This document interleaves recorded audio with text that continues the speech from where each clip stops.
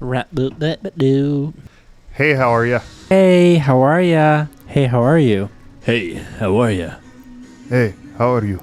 Hey, how are you, man? Senor. Senor. How are you, senor? My neck. My neck. My back. My back. Gonna make you.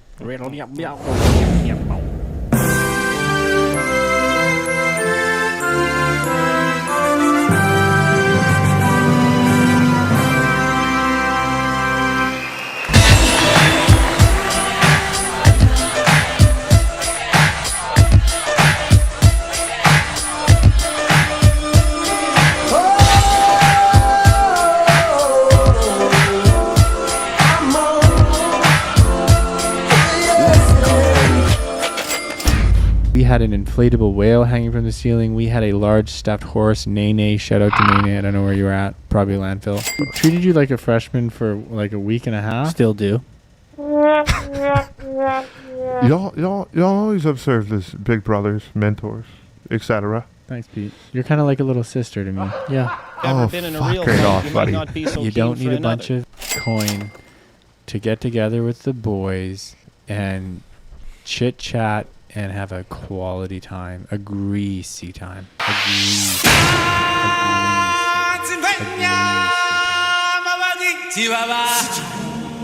Shall we head to my favorite planet in the galaxy? The planet of good vibes. The planet of good vibes. The planet of good vibes. The planet of good vibes.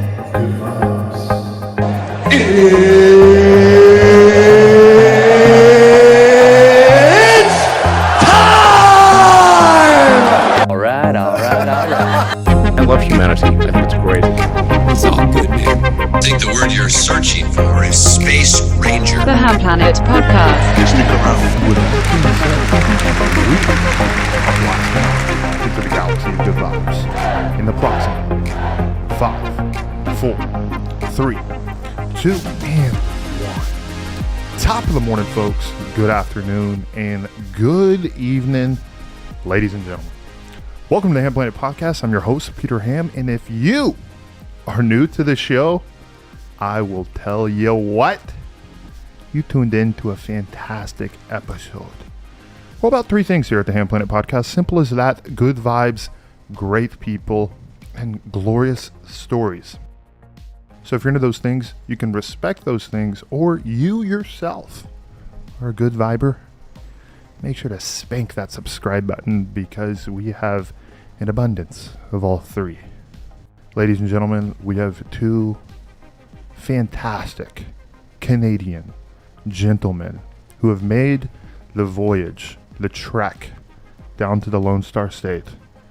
I'm honored and hyped beyond measure to have them in the studio tonight. Ladies and gentlemen, let's give it up for Mr. Blair Cossy and Mr. Rupert Cossy. Let's go talk about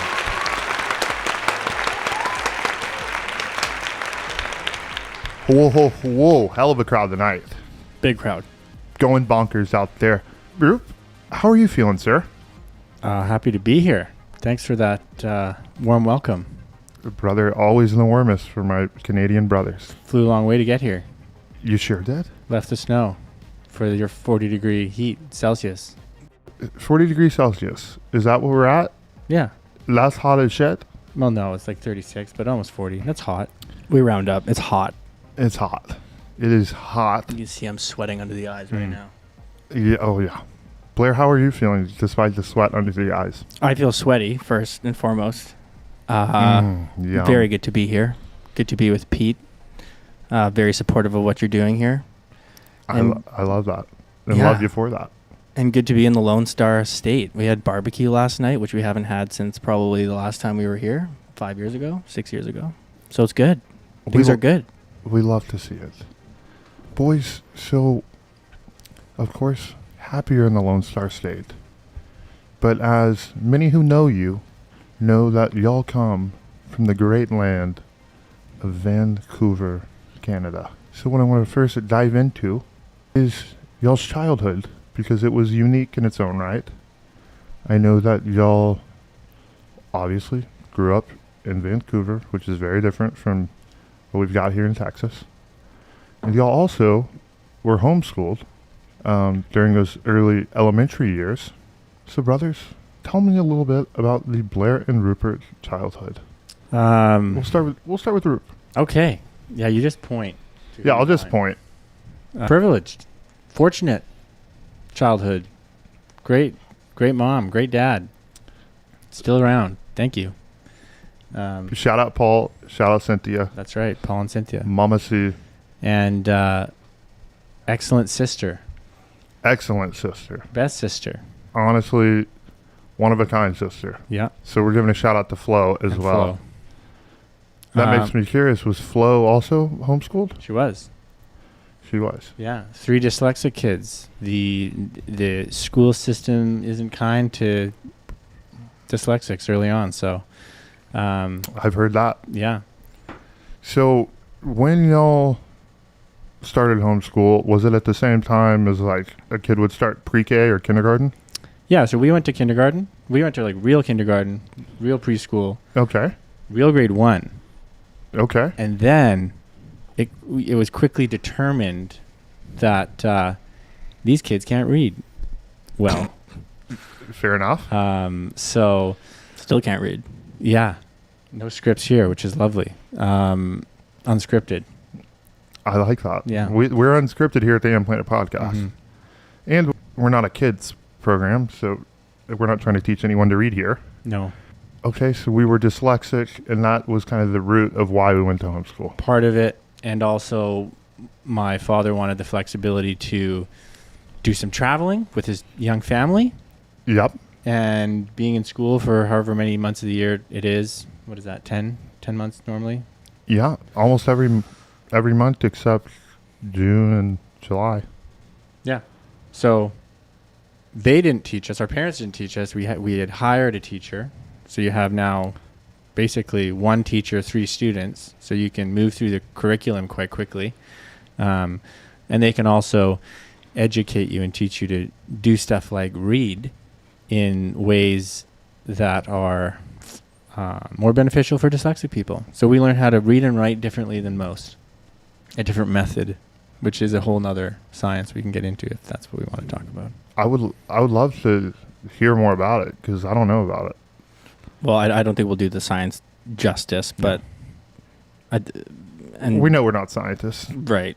What I do remember is we would learn every root word, prefix, and suffix in the English language. So, like, if you think of unconditional, un would be the prefix. Right. And so you learn what un meant, and you learn that across all words or all the prefixes, suffixes, and root words. And so over time, you just train your brain for those different elements. And so then when you're reading, you're more or less putting those things together, and then it becomes second nature. It's not like you have to think of each of them individually, but that's ultimately what we did.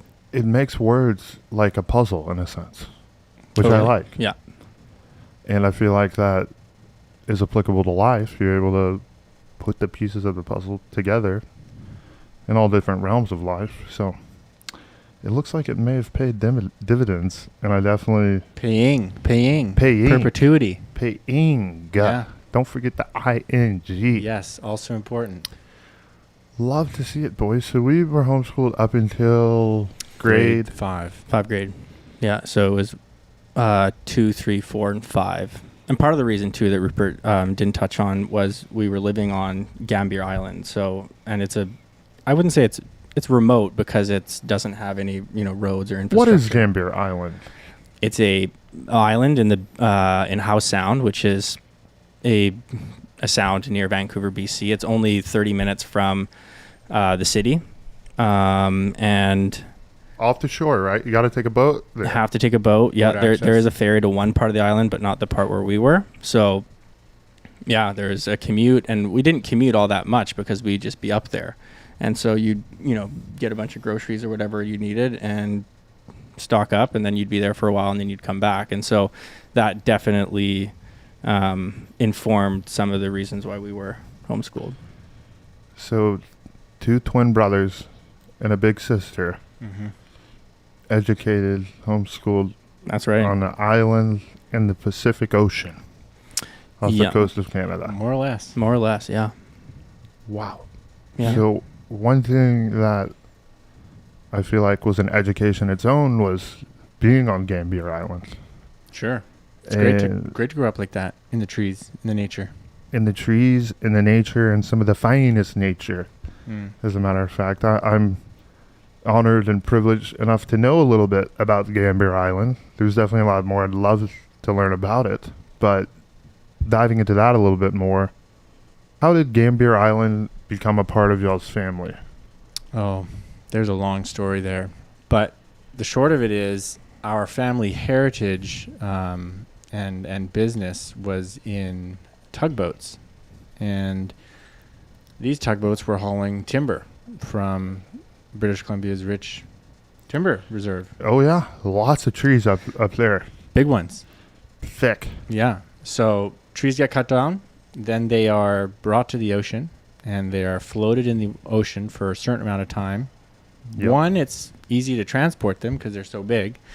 And two, they kind of go through a brining process where the fresh sort of the bugs that they got while they were growing on land, they kind of die off while they're sitting in the salt. But you don't want to leave it too long in salt water because they grow saltwater bugs. So during this process, they're towed down closer to Vancouver. These logs Okay. are sat on different areas, one of them being this bay on Gambier Island. In order to do that, a little piece of land needs to be owned by Rivtow, which was the tugboat company. Okay. And so eventually that company went through its various stages and eventually was dissolved and broken up and taken by a bigger company. And Unfortunately, usually happens. yeah.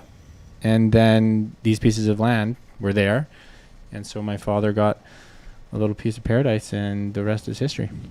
So was your dad, Paul, shout out Paul, Shout out, Paul. was he one of the founders of the tugboat business, or was he kind of fathered in?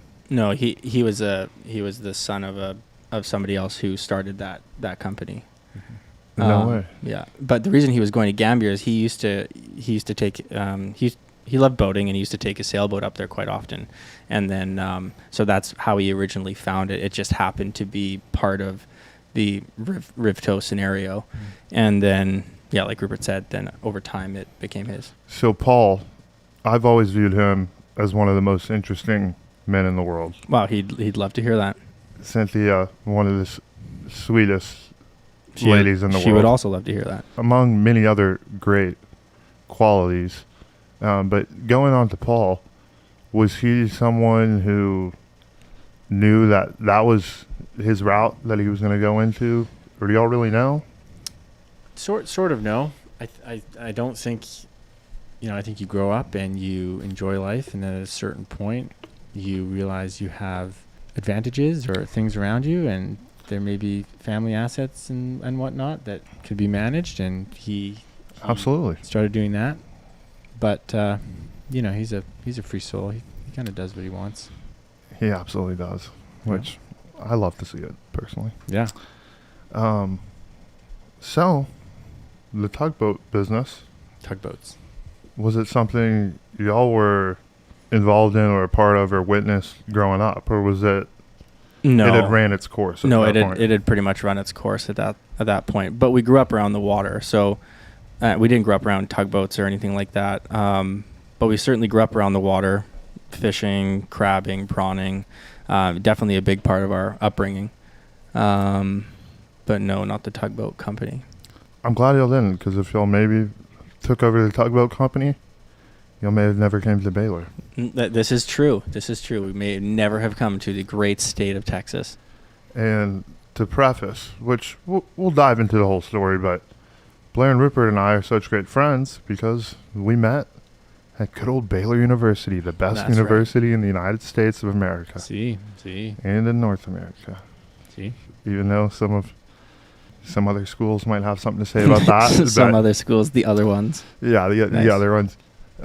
But that's how we met. We met at Baylor, and rugby teammates, roommates, and we'll get there. But going back to the elementary years, what do y'all think were some of the main lessons y'all were able to pick up, given the fact that y'all were taught, educated, and raised amidst nature. We never owned a video game console. So when everybody had, PlayStations and then Xbox and so on, we never had those things. Never have, right? Never owned it, never owned one. So, and didn't really watch a lot of TV growing up. We spent all of our time pretty much outside. And so to Rupert's point, definitely informed what we like doing now, which is, fishing, hunting, just being outside in general. So yeah.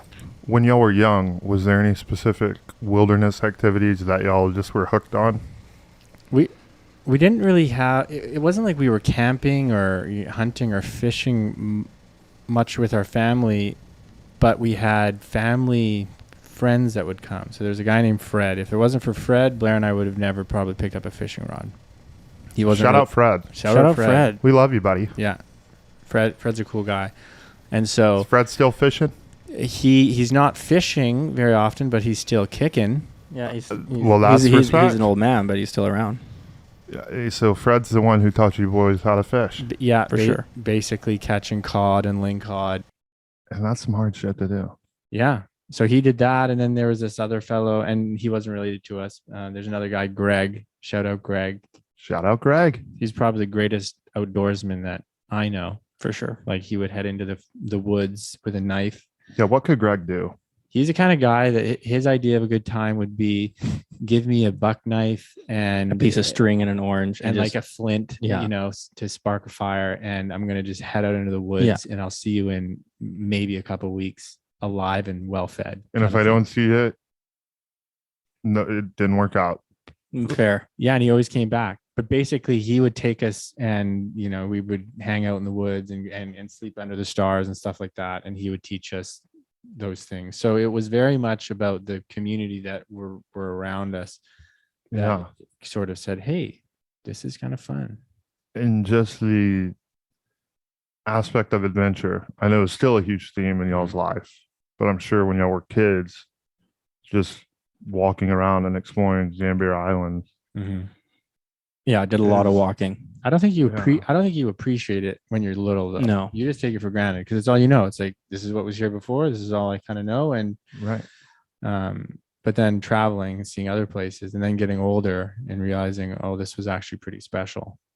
Yeah, you appreciate it more. No doubt about it. Yeah, it definitely makes you think about how special those young years are, and how important it is for our young kids nowadays to get outside. That's it. Get in nature. Yeah. Well, it's crazy. So we spend a lot of time in airports recently, and we were talking about this earlier.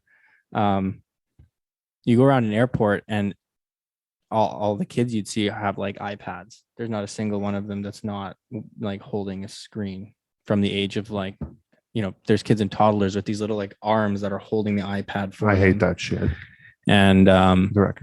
Yeah, it's crazy. It's like, it is what it is. It's the times, but we definitely didn't have that. And it certainly has informed what we do. So it'll be interesting to see how that informs that generation, to be on the devices so early.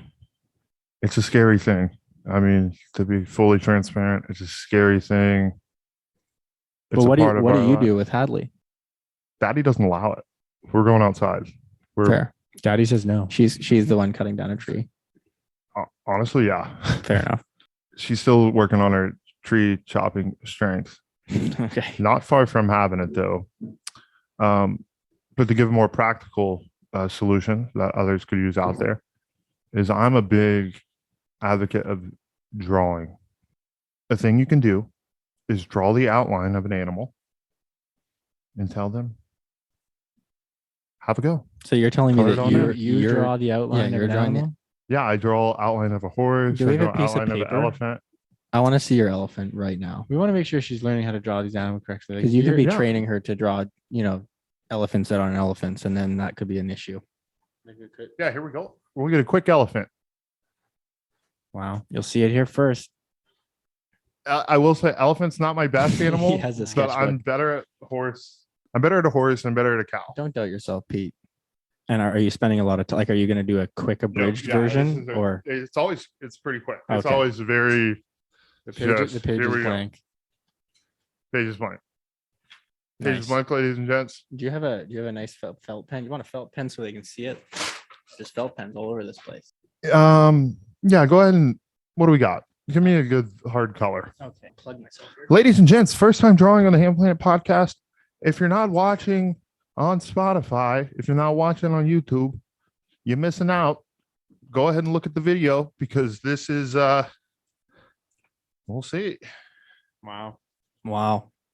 He's thinking about it. Where do you start, the trunk or the tail?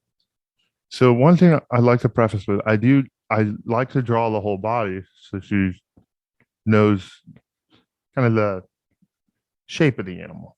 Well, I hope so. What do you leave out? Well, sometimes it's just a face. I see. That's gotta see the whole picture. That's what I say. Here we go. Elephant, quick elephant. Wow, that concentration. You know it's concentration when the tongue comes out, and it's out for sure. Tongue's always out. We're getting there, ladies and gents. We are getting there with the elephant. It's looking pretty good. Not gonna lie. I think better than I could do. I'm a creative guy. You gonna give us an elephant sound when you showcase this to the crowd here, Pete? Yeah, that would be I'll have effective. Wow. Here we are, ladies and gents. We have an elephant. Is it perfect? No. Wow, But- Pete, I'm actually quite impressed with your elephant. It's So- not too shitty. It's a well-fed elephant. Wow, can I see that? Yeah, big thick bastard. Oh yeah. I like him thick. Wait, can you Wow. sign it first? Yeah, sure. Good little signage. Well, we got a little signage. Yep, that'll do it. Mr. Elephant. Wow. Pretty good. I just basically hopped out of the Serengeti and onto this piece of paper over here. So speaking of the Serengeti, Mm. what is the Serengeti? Or that's a huge, massive Roman battle. Am I right? I No, a Roman battle? the Serengeti. I think it's a huge Not a historian. Not a historian. an artist. Remember, not a An historian. artist. I fuck with history though. The Serengeti. Everyone knows I love history. My understanding is it's a don't know it all. big old grassland, and it floods, and then there's a drought, and it dries, and there's lions and tigers, and I don't think bears, but no. oh my, Similar to Pangea. yeah, Pangea. Pangea. It's Pangea. Pangea. No, it's Pangea. No one knows how to actually No, it's pronounce that. Pangea. Let's be real. It's 100% Pangea, I think. But it's like, David Attenborough. He's goes to Serengeti with a camera. Yeah. Yaks about the animals, and then BBC makes a documentary about it. Oh, But okay. that's the place. I'm seeing it. Yeah. Attenborough, Attenborough. a legend. Very much Great so. guy. I look up to him. Do y'all? Yeah, Of course. absolutely. Yeah. He's a character. He really is. He's old though. I can't imagine he's doing. I feel like films he's for- always been old. There's actually a documentary out about his early life and like his Yeah. life in total, and it shows him when he's young. He's Mhm. a strapping lad. But he's always been doing the same thing. Well, I mean, actually, that I don't know that for sure, but it seems like the documentary, he's always been kind of doing the same He thing. likes nature. He likes nature. Damn good voice for it too. Very good. Yeah, it wouldn't be me. Right there with you, brother. Yeah, fair. I mean, I wish you could, but we're getting there. Okay. So getting back on track here, boys. So when did we go from homeschool to then being in normal school? Sixth grade. Grade 6. Went to his well, and we were on the island, and then we ended up coming back to Vancouver for a couple of years. So, yeah, we were in Vancouver, homeschooled for a year or 2 years, and then we went to a school in Vancouver for what you guys call middle school. We don't really have middle, or we do in the sense that we have the grades, but we don't call it middle school, or at least our circles never did. So it's grade 6, 7, 8, and then in grade 9 we went to the school we graduated high school from. So when y'all first went to public school or Mhm. private or normal school, Private. public or private? Private. Private? Yep. Was it a tough transition? Were y'all No, because I think where homeschooling goes wrong, in my opinion, is if you don't have other means to socialize the Your- kids that are in the school. Your- Because your children. if they don't have any community outside of just learning from a tutor or a parent, and they don't get to build those communication skills, then I think that's going to be tough for anybody, homeschooled or not. And so we were always involved in a ton of extracurriculars, and even to the end, there's we were involved with some schools. And so when we went to this first school in grade 6, Yeah. it was just a teacher with more kids in the class, really, for us. Well, a lot more teachers because because you have a teacher for almost every subject. You do, which has its pros and cons. But going off that point, I definitely feel like one of the best ways to socialize as a young kid is through sport. Agreed. 'Cause schooling, sorry, Mom, but it just kind of pissed me off when I was a kid. I just was like, I'm not. Was having it. Peter a good student?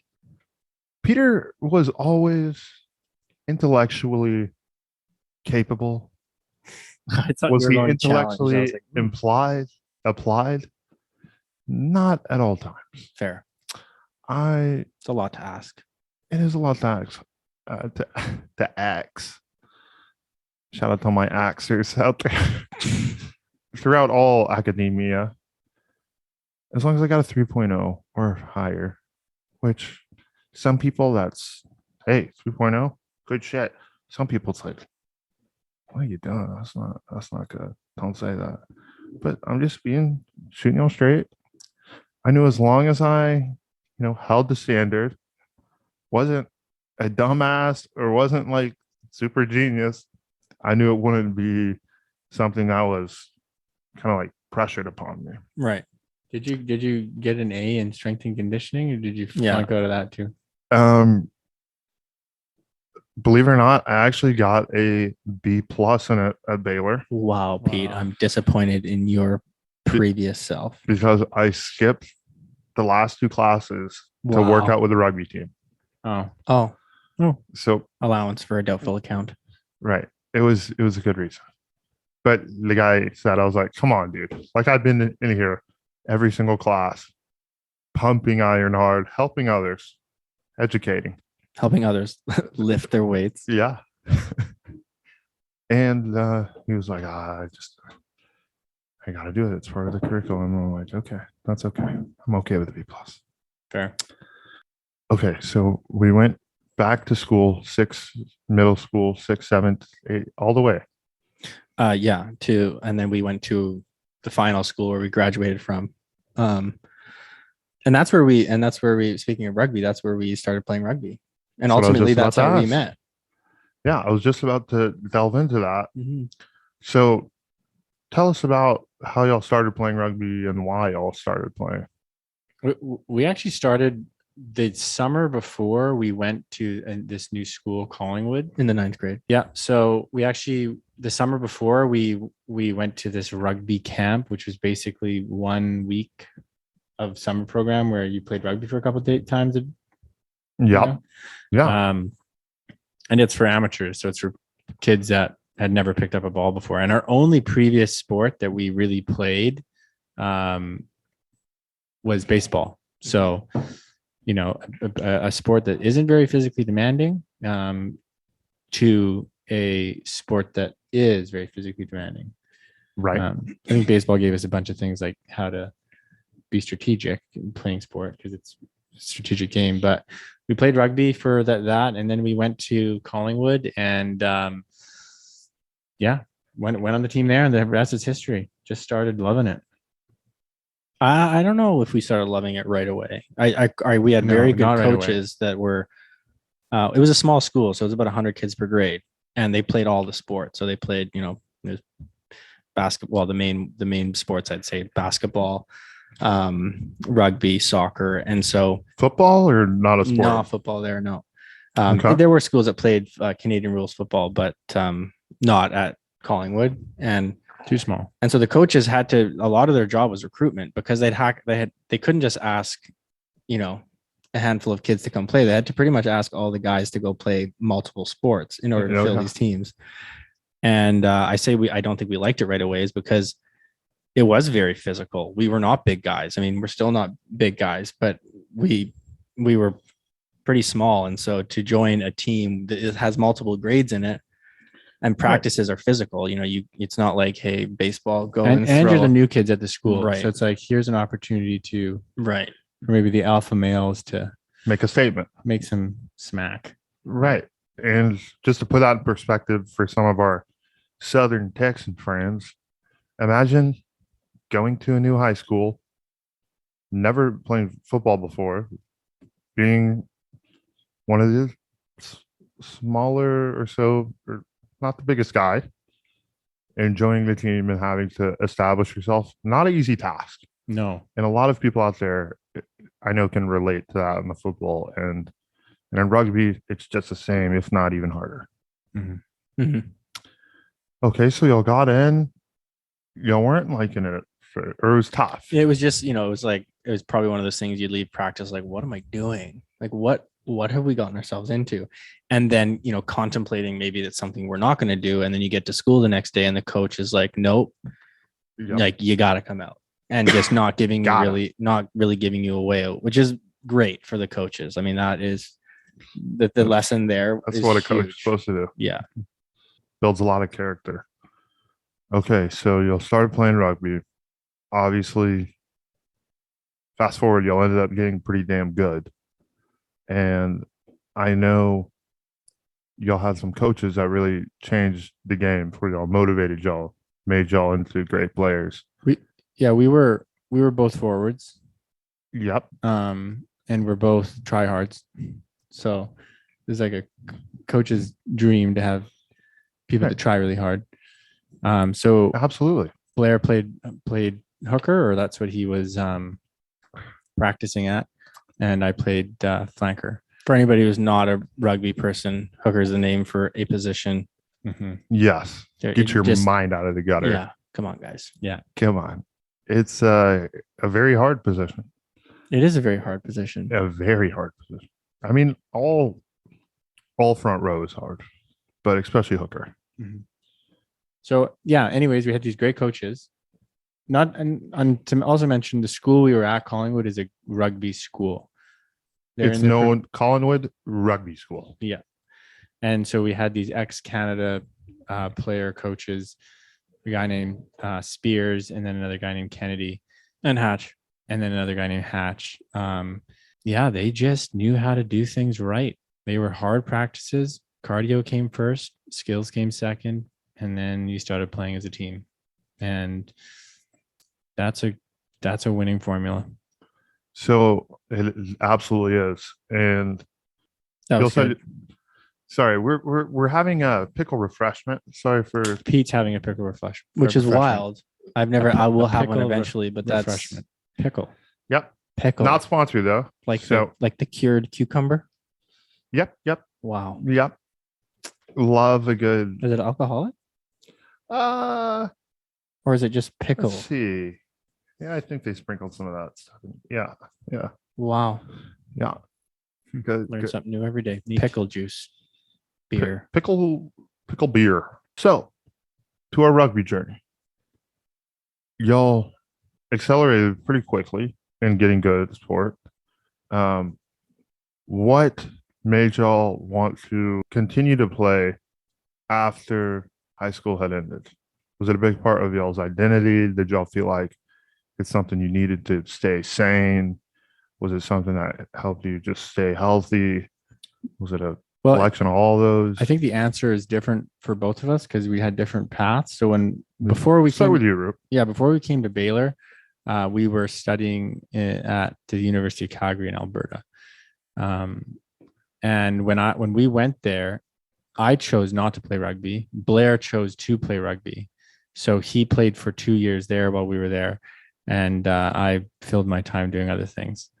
But when it came to coming to Baylor, the reason I joined was the reason I enjoyed playing in high school, which is you immediately have a community. Oh yeah. You immediately, and the second is you immediately have something that keeps you physically fit. No doubt about that. So and tough. So that's the reasons why I continued playing. All good traits for men. Yeah. And women, I don't know if I want Hattie playing rugby, but respect to those that do. You might not have a choice if you keep that iPad away from her. She's going to have to fill her time doing something. Yeah. And if she rivals your strong height, girl. She's dense, boy. She already knocks people down. She's already doing rucking drills with Rocky. Oh, speaking of Rocky, he keeps licking He's licking my feet. World's biggest wiener dog. Yeah, world's biggest wiener dog is on set again tonight, ladies and gents. Shout out Michael Vick, good guy. He bounced back from that whole He thing. did. Ouch. So Blair, why did you keep playing rugby after high school? I think it was definitely at the time probably a bigger part of my identity than Rupert. Yeah. Yeah, I just really liked it. I really liked the sport. And then in the 12th grade, and this is where I get to toot my own horn. I got MVP, and that I think was just like the most encouraging thing for me. And so Huge. I wanted to keep doing it, and I got to Calgary, and I had one friend that graduated with me at Collingwood. He wanted to play rugby. We played, and we were on a phenomenal team in Calgary. We went, not the first year, but at the second year, we went undefeated. And we won. I can't remember what our division was called. Can West. And then I won MVP that year. And so then when I came to Baylor, it was just I was going to play. And No doubt about it. No doubt about it. We went to the late night at the Slick, that sports complex at Baylor. Yep. Saw Pete for the first time. Don't think we had a conversation, but he was just I think it was a little. It was a head nod. Yeah, maybe I had it's kind of intimidating. You meet a bunch of guys and they're all like chest out, trying to flex on everybody. Yeah. And so anyways, I met you and then came out for the training the alumni game or whatever it was the next day. Yep. And then it was the start of something special. It was. Very. And with that being said, ladies and gents, we're going to take a quick commercial break. We'll see your beautiful faces here in a sec. Stay tuned. Don't go anywhere. The best is about to come up. I'll tell you what. Man, I feel really good right now. I like to say this to you kids. I was born ready. Okay, bad game. If you don't scrape your tongue, you're nasty. Remember the Alamo. Yes, sir. So let's give it up, ladies and gents. Wow. I pop my perk over retarded. How are the women in Green Bay, Wisconsin? How are the women in Green Bay? Need to get on his yoga regimen. Hamm needs to see me on the golf course, by the way. Ooh. I am Fiona in the swamp. To me, I'm talking to you. Yo, if you're a fish, Get out her swamp, honey. Is Joe Flacco a gold jacket quarterback? No. Yes, sir. Dickety McFickerson. You rat. Smile on this guy. Freshly fixed. Here comes Santa Claus. Here comes Santa. Oh, that person's going nuts. They're fired up. Actually simmer down a little bit. Simmer. Just go ahead and take a seat. That was a really nice introduction. I just looked for a nice looking pair of white sneaks and I'm like, done.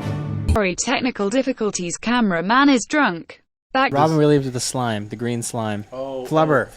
Flubber. That's what they sound like. It does sound like it. Mm-hmm. And if you love Robin Williams, welcome back to the Hamm Planet Podcast. And if you don't love Robin Williams, I think you should. But come back to the Hamm Planet Podcast, ladies and gentlemen. It's Peter Hamm. It's Blair Cossy. That's us. Me. And Rupert Cossy. What? In the house tonight. Oh, we are yeah. fired up. We are happy. We just have that warm, fuzzy feeling inside. See? When you get to hang out and have some good old times. See? This is basically with special friends. This is basically what we spent 3 Probably more like 2. Because we didn't I guess 3 years. It was well, we were in the same household for 2.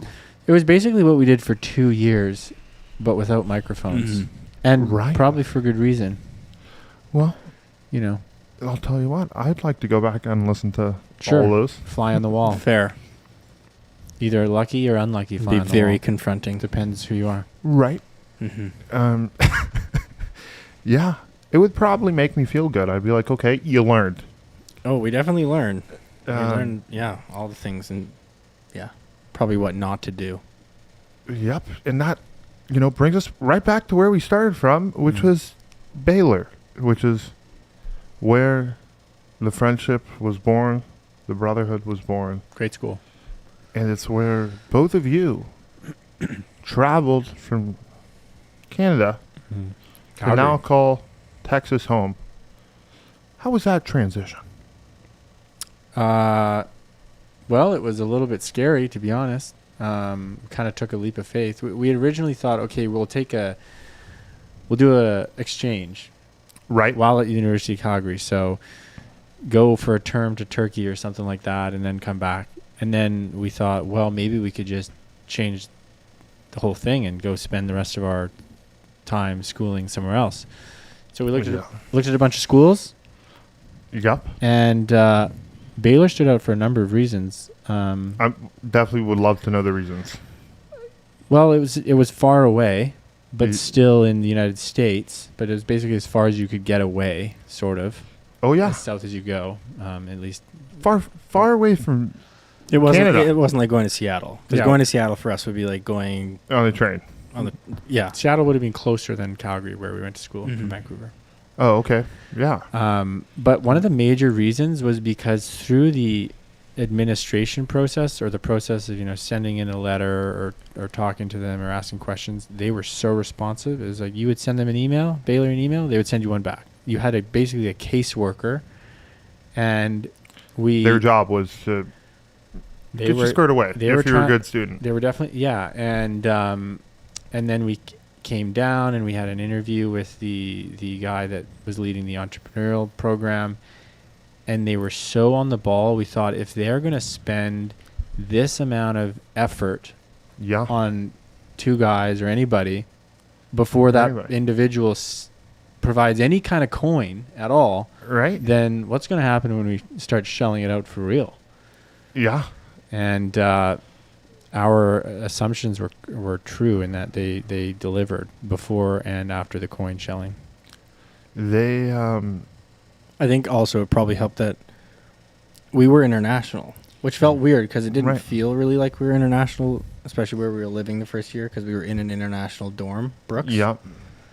And we were, Canada and the U.S. is so similar in a lot of ways, and so it didn't feel that way. But I think part of the reason that they were so responsive is because we were going through this international admissions office, not the normal admission. At least I think that was the case, because that's where we had to do all of our paperwork.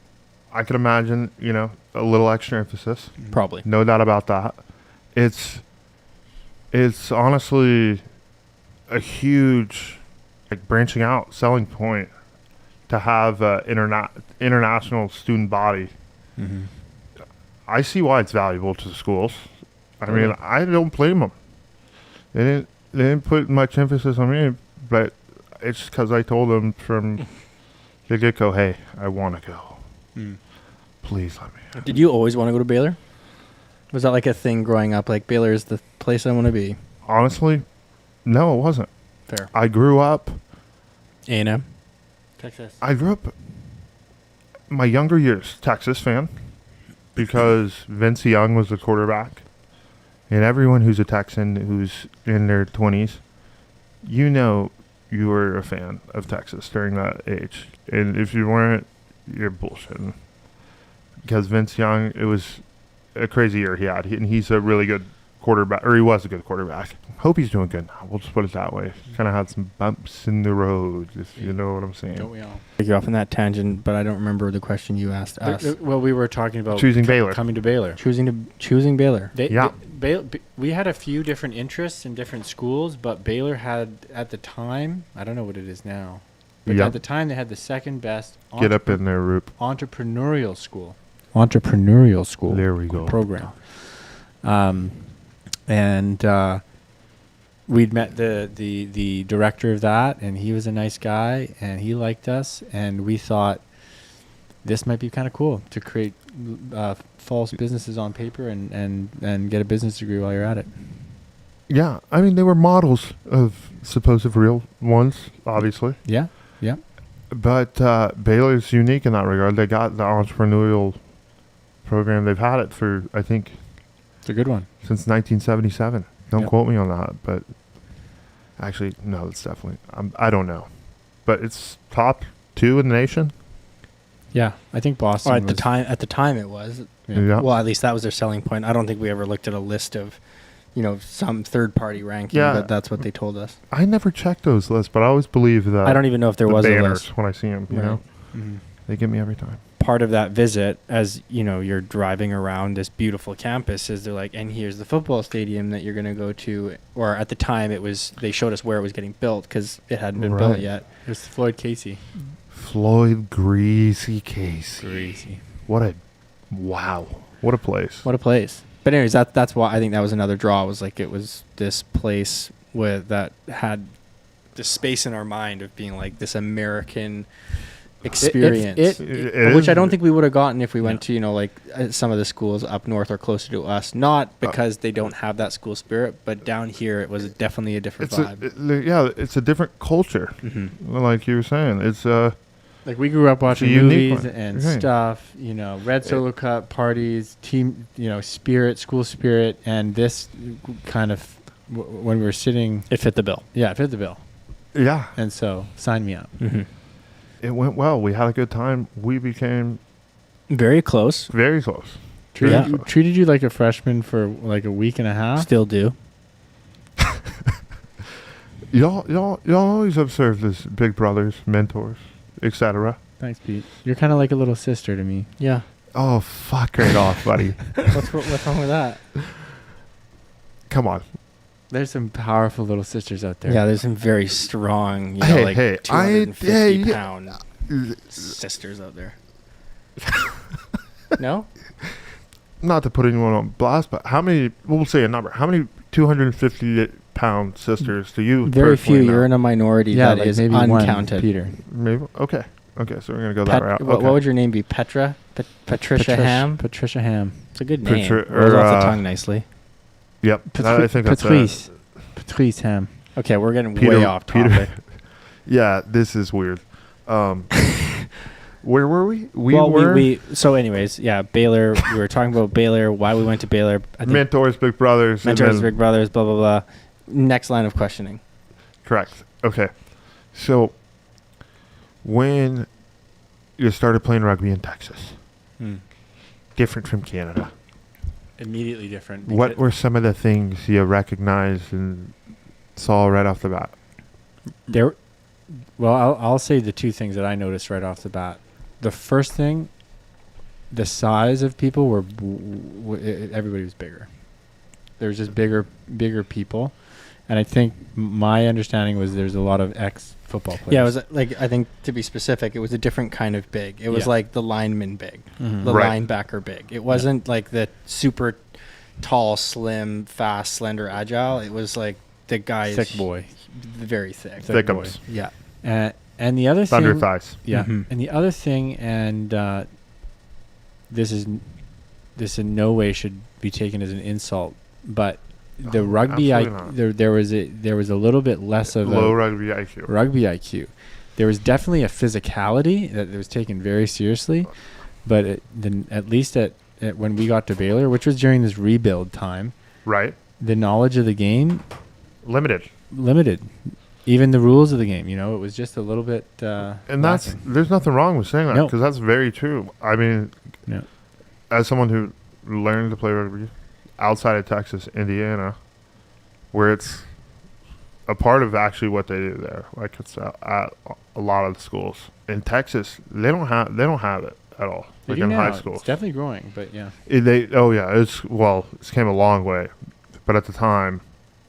There was some high school, not many I knew of. Mm-hmm. So it was a lot of that transitionary athlete coming to play.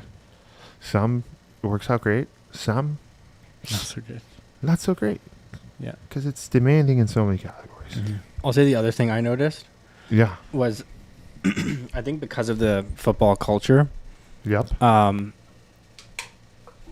Let me put it this way: when we growing up, rugby was really the only. It was more popular, I'd say, than football, at least in our circles. And the game very much revolves around this camaraderie with the other team. So there's before the game and then after the game, you like hang out with them and have a beer or whatever you do, eat with them. Where obviously football, that's not the case. It's quite individualistic in that sense. And it is. And it's like you're warring with them before the game, you war with them during the game, and then you war with them after. And so one thing I noticed, right? Yeah. And one thing I noticed is that was still the case with rugby, where we were used to a certain level of camaraderie after the game with the other team that didn't exist to the same degree. Clubsmanship. Yeah, it was just like once the game was over, the losers were.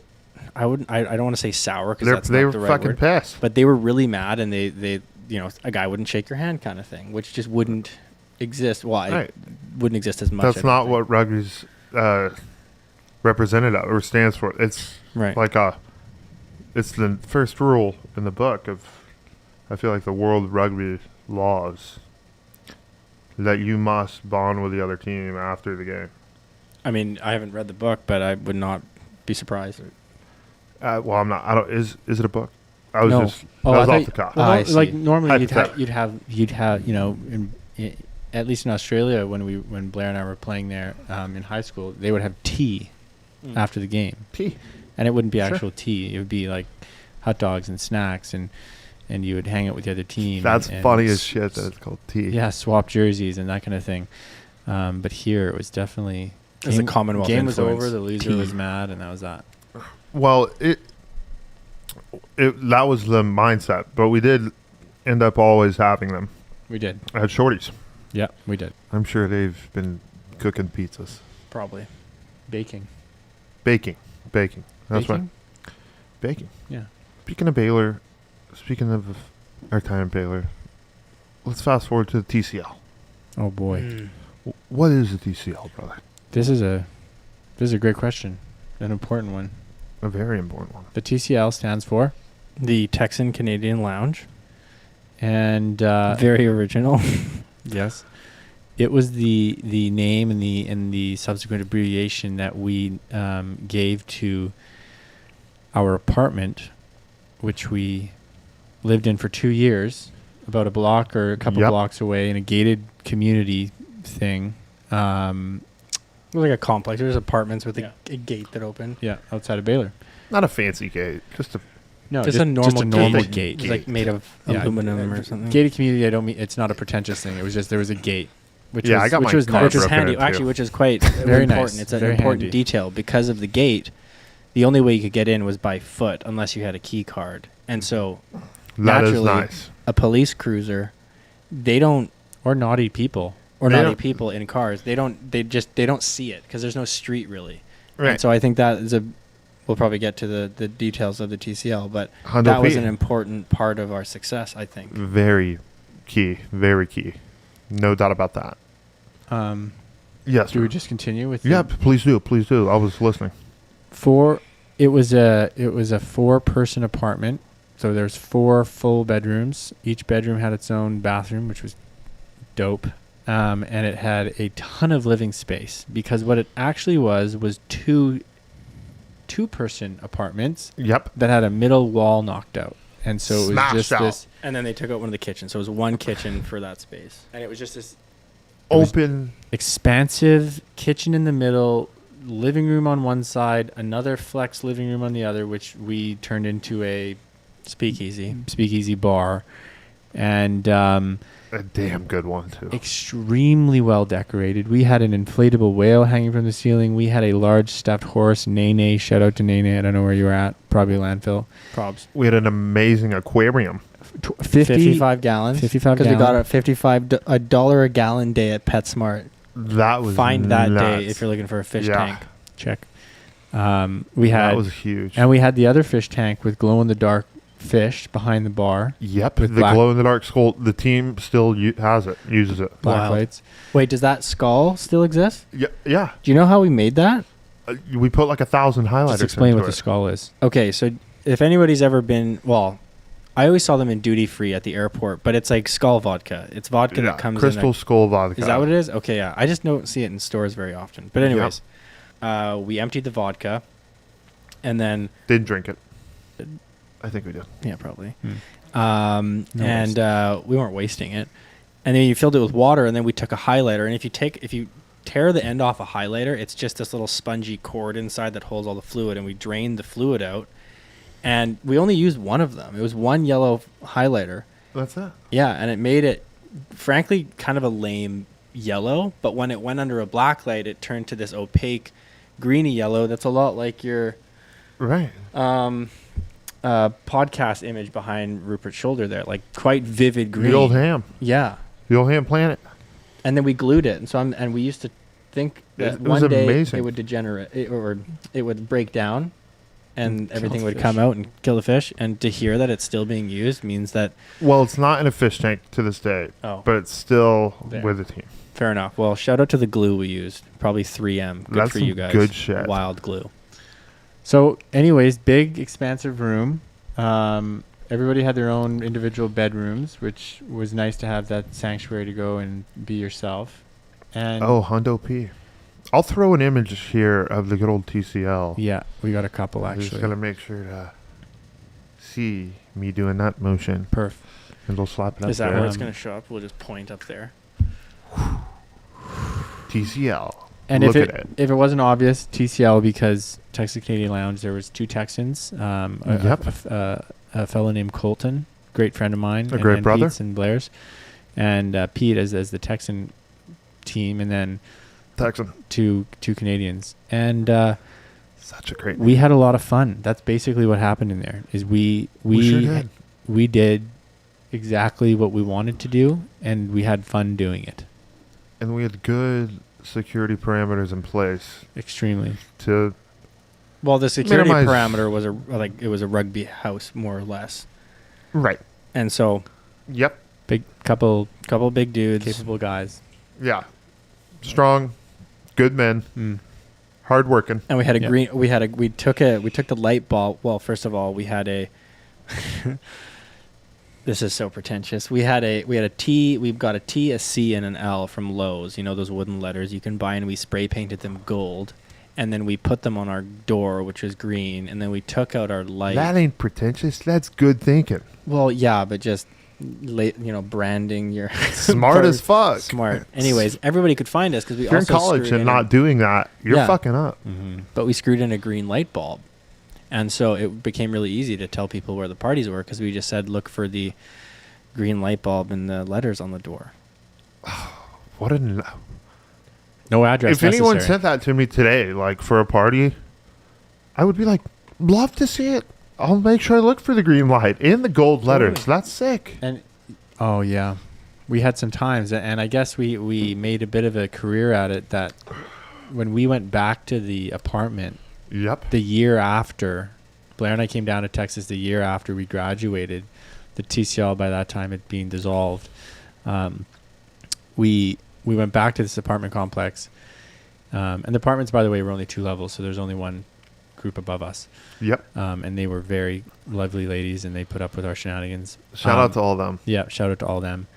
And we went to our door and we knocked on it, our old door, and we said, hey, listen, this is going to be a little random, but we used to live here, and if you wouldn't mind, we'd just love to peek our heads inside and take a look. Of course, this is now nothing like it was before. It was 4 women living in there, and they were really kind enough to let us in there. Oh, they let y'all in? Yeah, Oh, yeah. and when, Okay, when we poked our heads in, and they said, so you're the guys. And we said, well, what do you mean? And they said, well, about every second or third Saturday night, there'll be a group of folks showing up at our door. Like, it was like at the beginning of the year, before they figured it out. Yeah. People would still show up. For the first term. Yeah. And she said it wasn't a lot, but she said there was a few accounts where that happened. Oh, and no doubt. We were very proud of that moment because it meant that we created something that was bigger than ourselves and Lasting. lasted. It did. Yeah. It absolutely did. Shit, I wouldn't doubt there's still groups showing up there being like, hey, whoa, TCL party tonight? I hope not. That would be bad. I wouldn't doubt her. I really wouldn't doubt her.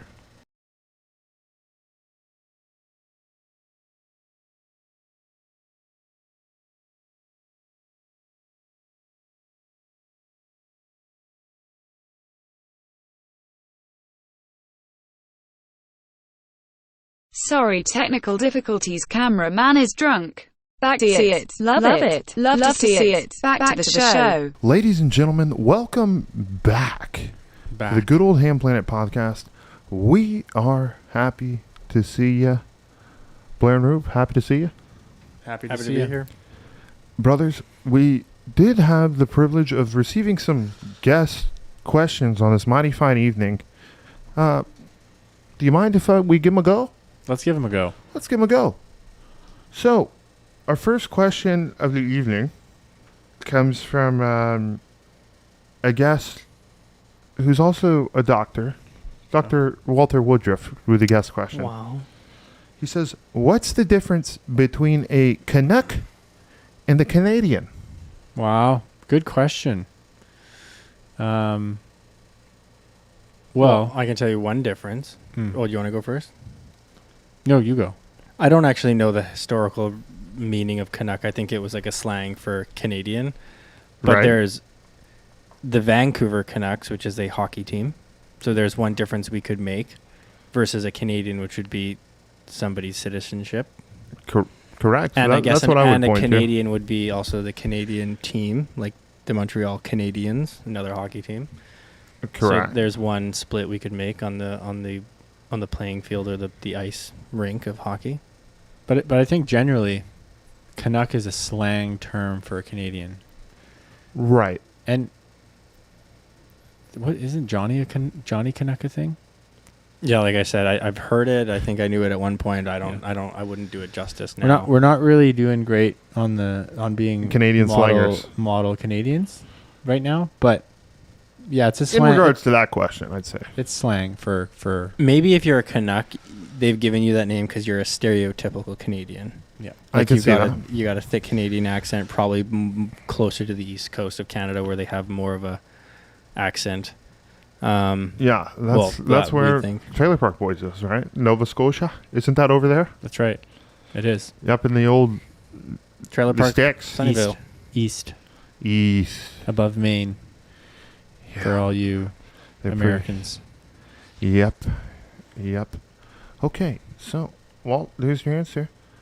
Next question, also from the doctor. Biggest thing you miss about Texas? Oh man. Well, the people would be the number one thing. That's warms the heart. If he wasn't wearing glasses, he'd be blushing. I am blushing, I'll tell you. The people for sure. And with that comes the sort of hospitality, the southern hospitality, which is definitely a thing. It's a thing.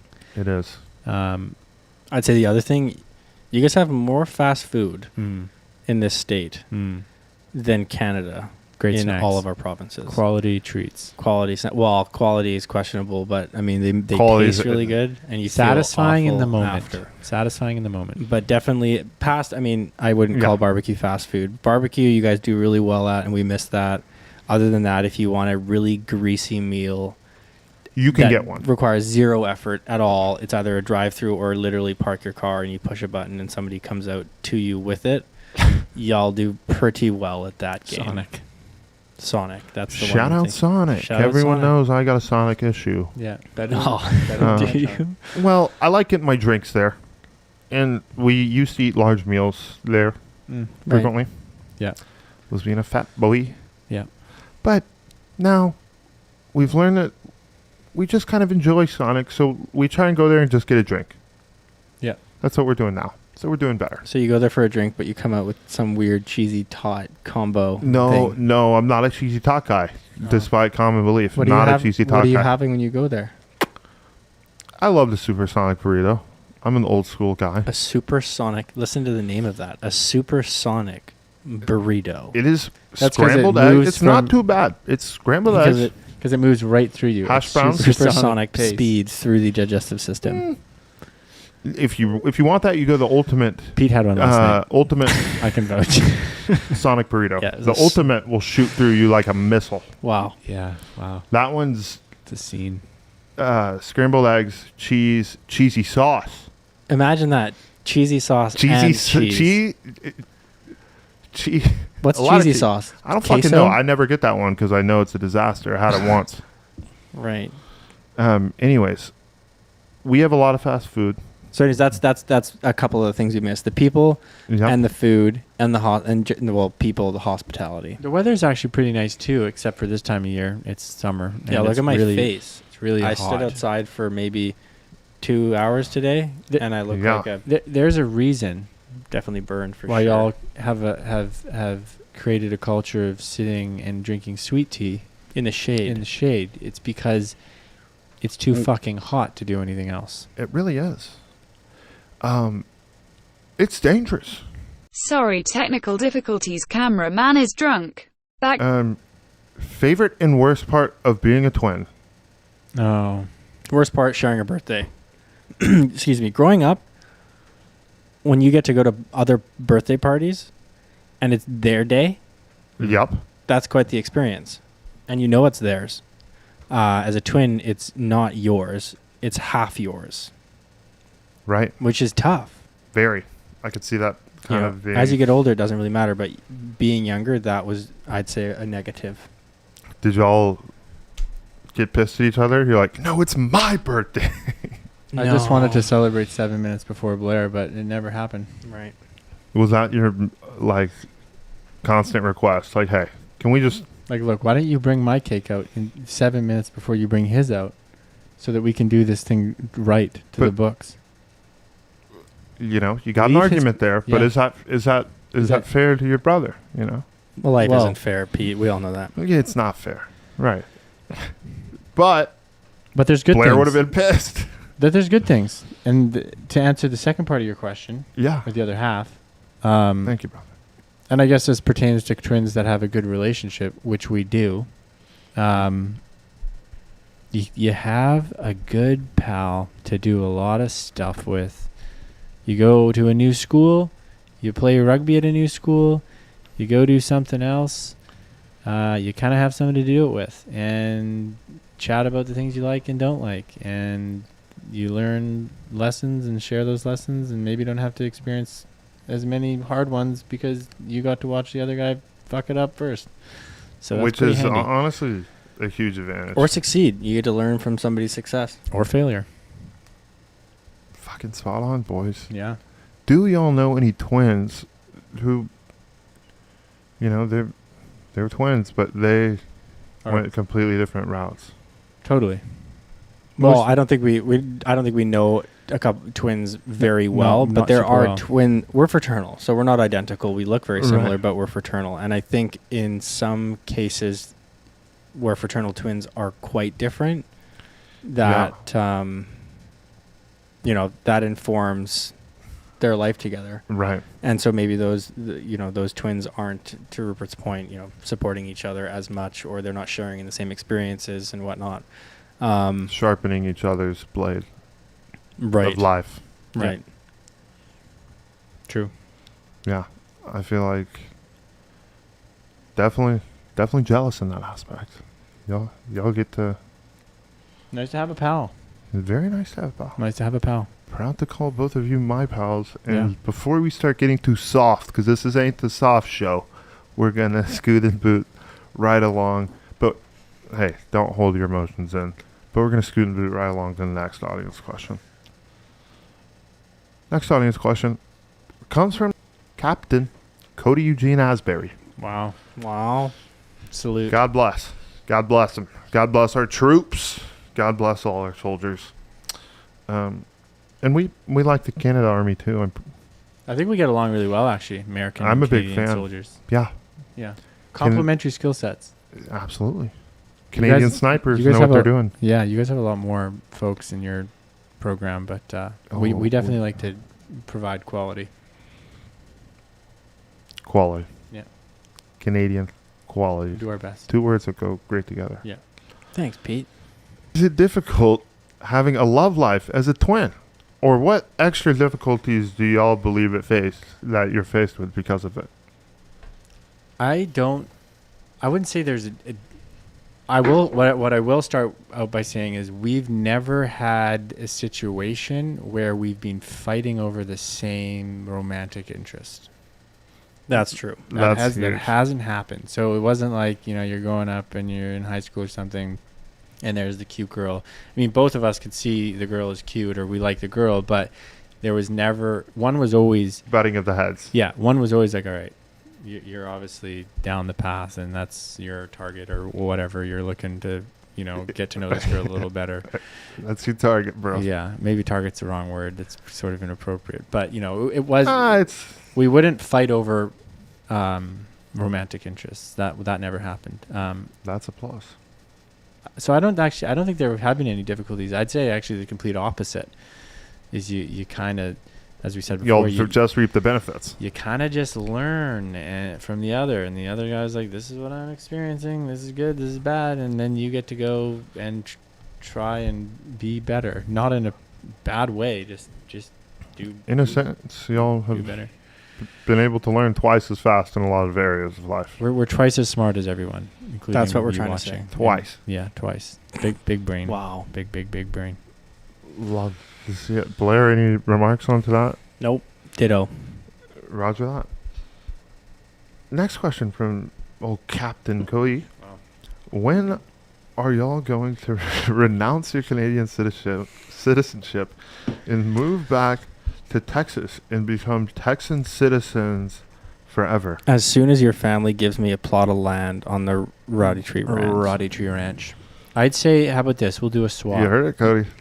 Captain Asbury, you join the Canadian Armed Forces. You renounce your American and Texan heritage, and see, that's hard. That's going to be very throw tough. yourself into that's a different. big old plate of poutine, and I'll throw myself into. Cody does love Canada. I will say that. He hasn't been yet, though. He keeps on getting invited, but he won't come. So we've pretty sad. We've definitely made it clear there. He'll make it up eventually. When the invasion starts and he's knocking on our door with he needs a place to stay. Large gun. He's used some pretty cool shit, I'm not gonna lie. We love Cody a lot. We're sarcastic with Mr. Dingleberry, but we like him a lot. Remember, ladies and gents, this is a show for entertainment purposes only. See? That's true. We are not doctors. We are not your financial advisors, and we are not here to just preach some sort of gospel. But to answer your question seriously, Cody, I don't think we. We're here for it. I think I'd have a dual citizenship, but I love my country. I'm a Canadian. I'm a very proud Canadian, but I'm also a very proud Texan. I'd say I'm a prouder Texan than I am an American. Okay, we'll take that. We love that. Love to see it. We got us one. Honorary Texan. Maybe I could slide that one through. Giddy up. Y'all can definitely slide that through. Okay, cool. Y'all been to multiple Texan Thanksgivings. We have, thanks to the lovely Hamm. Many Dallas Cowboy games. We have. Yeah. They lost most of them, unfortunately. Come on, brother. That's not chill. Well, but it is the truth. It's the truth, but it's all the truth. No, it's not. We actually lived together during some of their greatest years. But I'm talking about Thanksgivings. Oh, maybe the Thanksgiving. Yeah, they had a rough stretch. That was tough, yeah. Well, one of them, we had Tony Romo get hurt after coming back. Right away. First play. Right away. Ouch. Which was sad to see.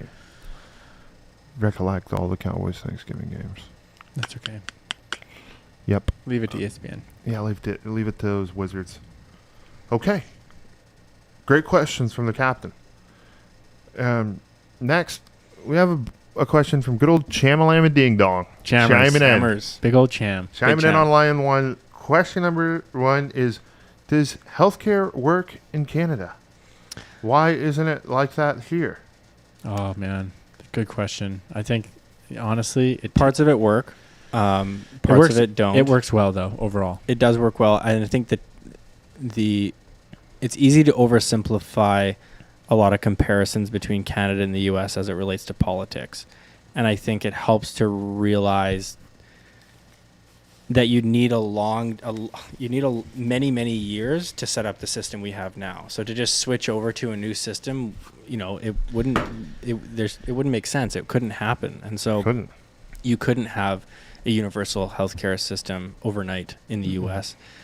Just like you couldn't do any political, reform overnight. It would take a long time. And so today's system is a product of many years, not just a decision to change things. So do you think it would be a better solution in the United States? Well, here's a perfect example, and we were talking about this earlier. Right. If I go to the hospital in Canada, as long as it's not a very obscure surgery that, there's a wait list or something, I go in and I leave and I never see a bill. I never pay any money, really. There's Did they tax- get to you that one time? Sorry? Yeah. Is that an issue by any means? Like, do they have problems Depending on like the scheduling important things? or- Some of them, yes, and that's what I mean about if it's a really big, heavy surgery. Yeah. But for example, I've had a lot of injuries. I've broken my ankle. I broke my foot in April, and I walked in. Yeah. Got it dealt with. Walked out. All within 4.5 hours. Surgery or no, just the X-ray and then because you don't MRI you don't and do all anything that with a stuff. foot. Mine was surgery though, and it was in and out, and then you good don't- experience. and you pay through taxes, but I mean at the end of the day, you're not getting Getting an invoice from the getting an hospital. invoice from them. And even to the point when I got my surgery in Texas, when I dislocated my shoulder and they had to do some reconstructive stuff, Canada subsidized what I was going to pay in Texas. Oh, wow. So they paid They're like, the hey. majority of it. Oh, wow. As a Canadian citizen. So it still works for us in that way. It's kind of like insurance. I like that. Think of it more like insurance Mhm. in that you pay taxes every year a little bit more, and in the eventual case or Yep. if you hurt yourself, you're kind of protected from the financial liability. Now right now there's a big challenge with our healthcare.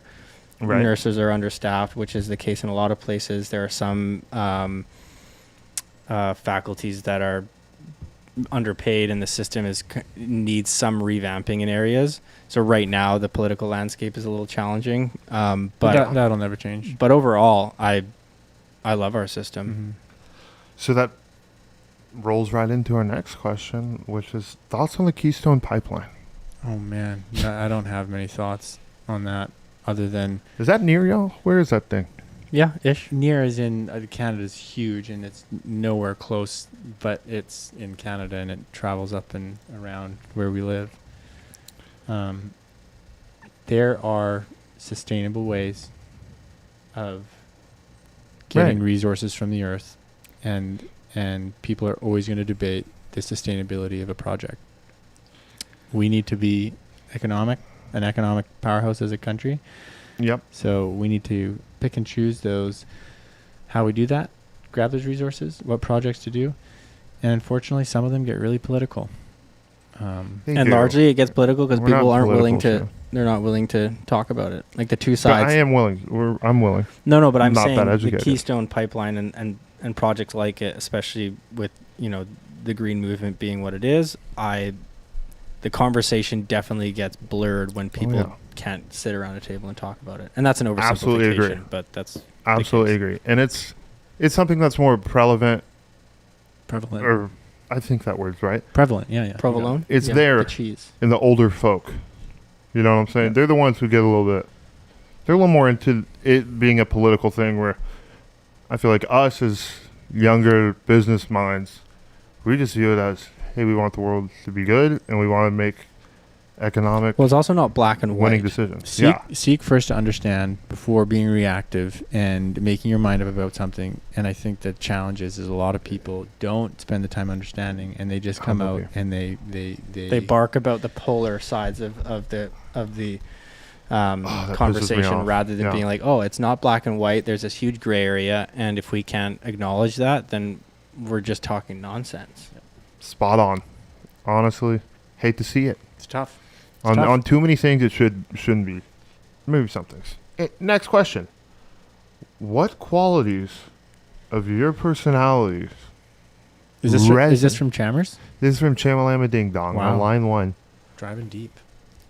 What qualities of your personality resonate with the good old Trailer Park Boys? Oh man. Qualities? Qualities. I'm just turning the bucket around. Appreciating homegrown fun.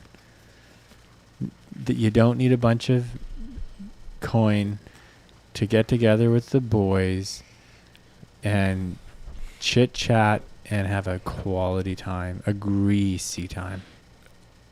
And it ain't nothing wrong with getting a little greasy. And the girls are very much involved. The girls have fun.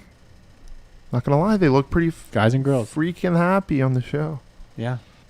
Blair, any traits, any qualities, any things that resonate from Trailer Park Boys as fellow Canadians? Well, I was going to say a trait would be that we're Canadian, so I think we can resonate on that front. We also grew up before we were in Vancouver. We were on the East Coast. We were in the Bay of Fundy on a small island, which probably had a population of, I don't know, 2,500 people. 2,500. Yeah, no, I'm Still not. not much. I'm not comparing it to Trailer Park Boys because it was in no way, shape, or form like that. But in the sense that we were on the East Coast, they have this practically the same accent. So I guess both of us. Are they greasy? No, not where we were from. They're actually very much like folks down here. Very welcoming, loving, religious community. Southern hospitality. That's right. Who was the one that asked about what we miss? Was that Walter Woody? Woodruff? Yep, here we are. Prime example. What these. are we about? Chester's hot fries. Is that what they're called? We don't have these in Canada. Hot fries. They're nuts. Make your mouth burn. They're nuts. They're amazing. And they are amazing. They hurt. If I didn't do carry-on, I'd be checking a bag full of these on my way home. Definitely miss these. I'm going to burn my mouth off later. I got to be honest, I was addicted to those as a child. Well, I'm addicted to them now.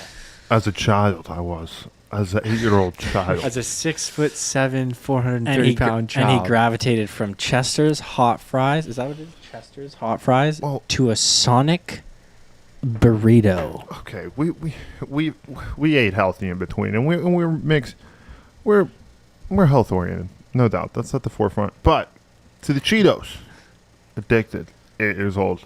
Okay. I would challenge myself to see how many bags I could eat in a row without drinking any water. That's ridiculous. It was this. Oh my God! That's it was horrible. By yourself? No. It would with be a group of people. Yeah. So you had. I had my cousin and my neighbor. Which one, Hunter? Hunter and also Alexa. So good for you guys. I would do it for all of them.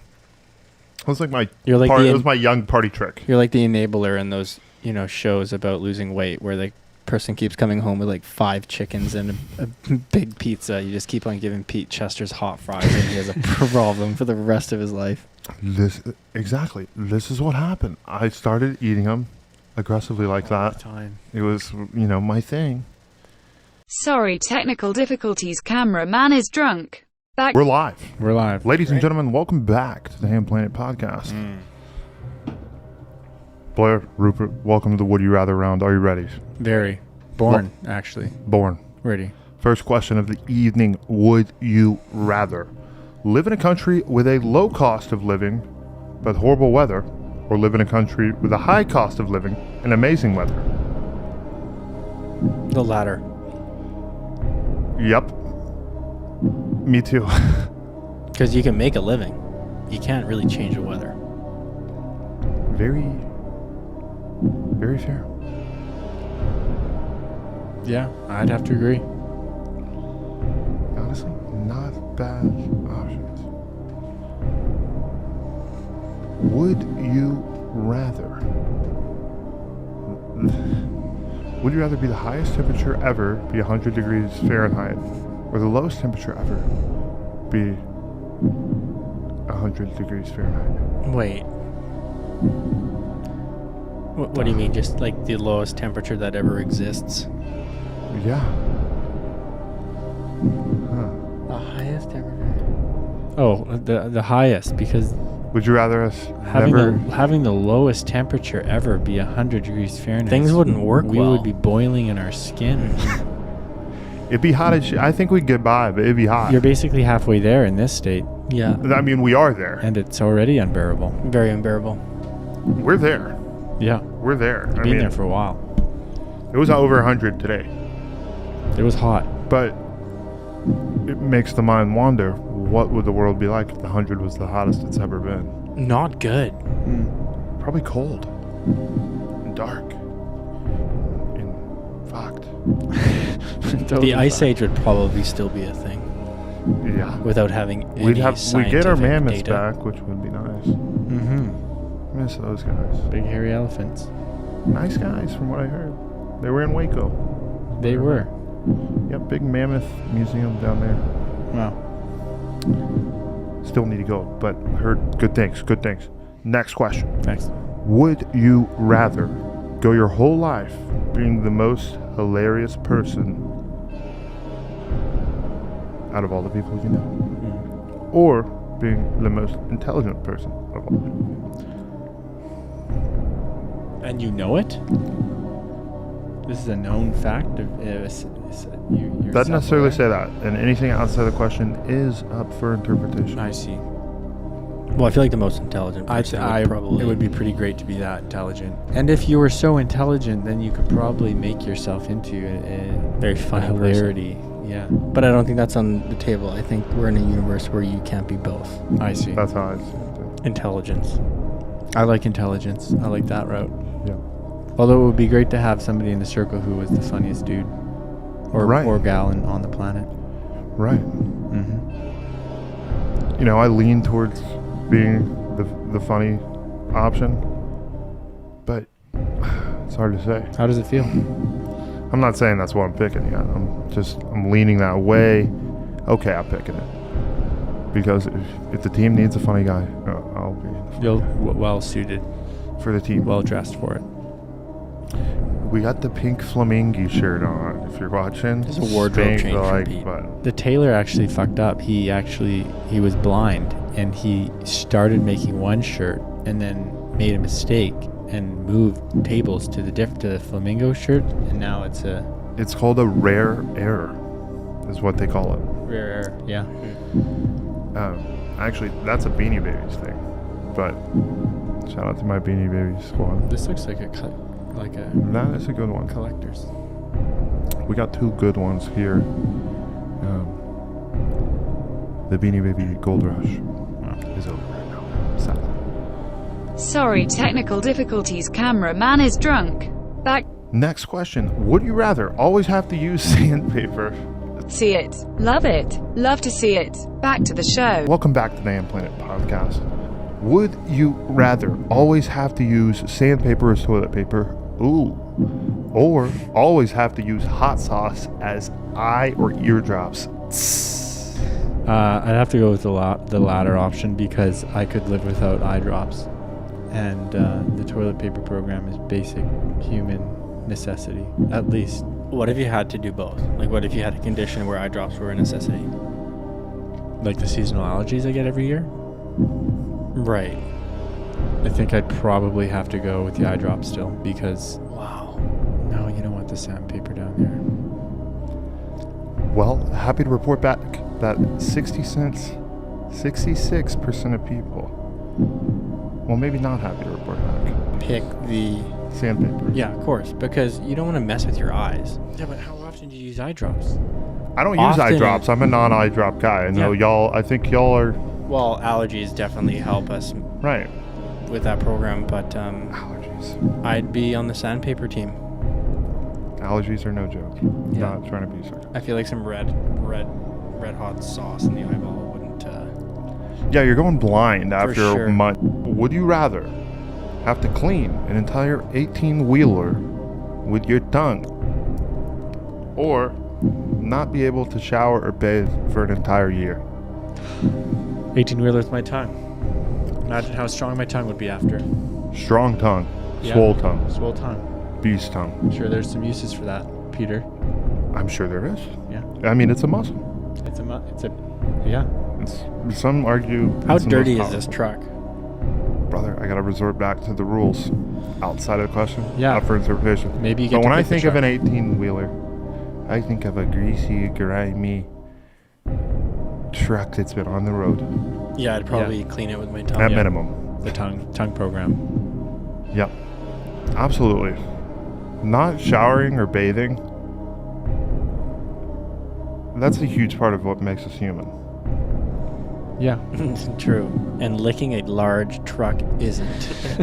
It isn't, but it's worth saving that aspect of your humanity. Mm-hmm. Right. I agree. You need to make and friends. your sanity. Yeah, saving your humanity by licking an 18-wheeler clean. My that I'm thinking it my over... humanity would be saved. I'd be saved. what if you're living up at Gambier Island? You know, just jump in the old. Is that breaking the rules though? Is it? Because I mean, technically, I don't know. for most of human existence, bathing was jumping in water. So I don't think that comes into play. I don't think you get to avoid bathing. What if I'm on a helicopter adventure and I just so happen to stumble out and? That's a very expensive shower. But you know, if you have the coin to start going up in helicopters. Hey, what if I'm fishing? In a helicopter? Maybe I'm fishing. Maybe I'm fishing on a boat. That's more realistic. The also a very expensive shower, but helicopter you probably does. Yeah, I think we answered this. I think we're cleaning trucks with tongue. Yeah. Yep. See it, love it, love to see it. Back to the show. Last one, best. Brothers, would you rather be able to speak to all animals or speak all languages of the world?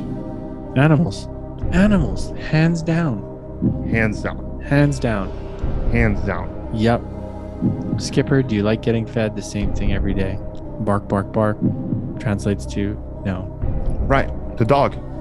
Yeah. And it's a beautiful thing. Yeah. And that's just scratching the surface. You can go to the zoo and that's kind of depressing place. Yeah, that would be rough. They're probably like, give me the because I feel like get me out of here. Well, there's tools for translation today that exist. True. I think the animal one is, Dr. Doolittle. You're basically Dr. Doolittle. Is that what he did? That's what he did. He talked with animals, yeah. And he was a master of animals, too. Yeah. I think it drove him insane for a bit, but he figured it out. Yeah. Who was that, Eddie Murphy?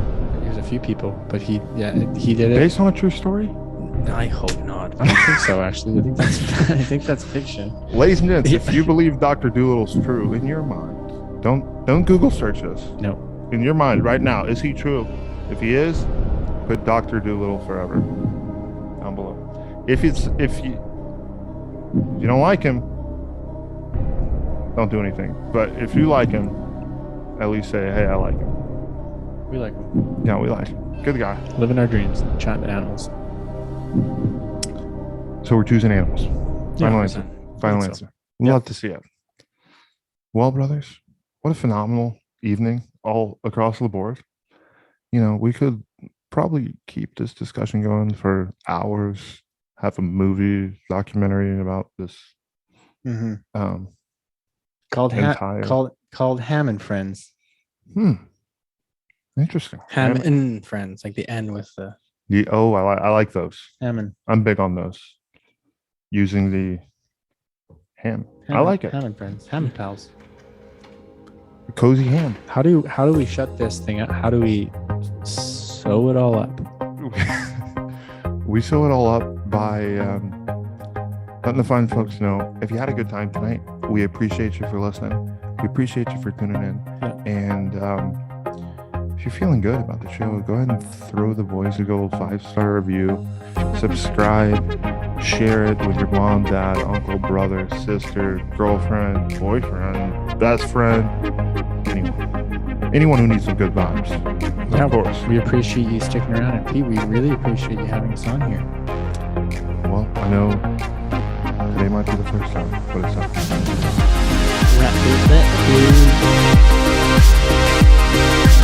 up.